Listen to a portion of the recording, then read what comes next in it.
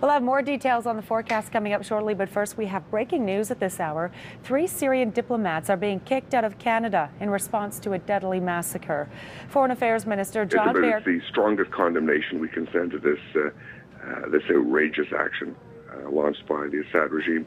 And Canada wants to be very strong on this, and we're doing this in conjunction with many of our allies. Foreign Affairs Minister John Baird made that announcement there on CFRA this morning. He's condemning the Hula killings, where more than 100 people died last week. And British officials say the UK is also expelling 3 Syrian diplomats to protest the killing of civilians. Australia is doing the same. Parks, playgrounds, and neighborhood streets, once a regular part of kids' play, may be a thing of the past. The 2012 report on Active, Healthy Kids Canada shows our youth are no longer going outside to play. Reporter Melissa Lamb joins us live with more on the data. And Melissa, some very alarming stats here. Yeah, that's right, Annette. And the report shows kids are basically no longer going outside to play and are spending on average 8 hours a day behind screens. Now, the report, which focuses on physical activity for children and youth, showed kids aren't getting enough physical play. For a 6th year in a row, the results paint a grim picture.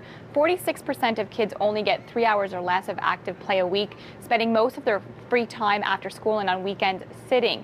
The report says a team effort is needed to change these results.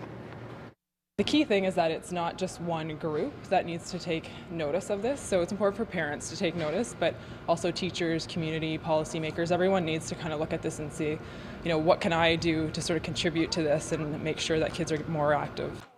Now, the report also suggests the easiest way for parents to get their kids outside is to introduce them to all their favorite childhood games like tag and Red Rover, just to name a few.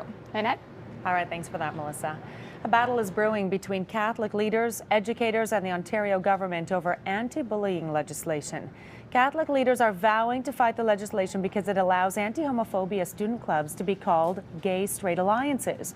The Archbishop of Toronto says legislation that overrides the beliefs of any faith community is an intrusion, and argues the trustees should have the power to determine how a school names student groups. The RCMP commissioner has taken an unusual step, issuing an open letter to Canadians expressing his frustration over the process of dealing with abuse within the force. Allegations of widespread sexual harassment within the RCMP surfaced last November, and Bob Paulson blames outdated laws for preventing him from dealing with the situation quickly. He also says some cases could take years to resolve. London police have made 7 more arrests in connection to the St. Patrick's Day riot.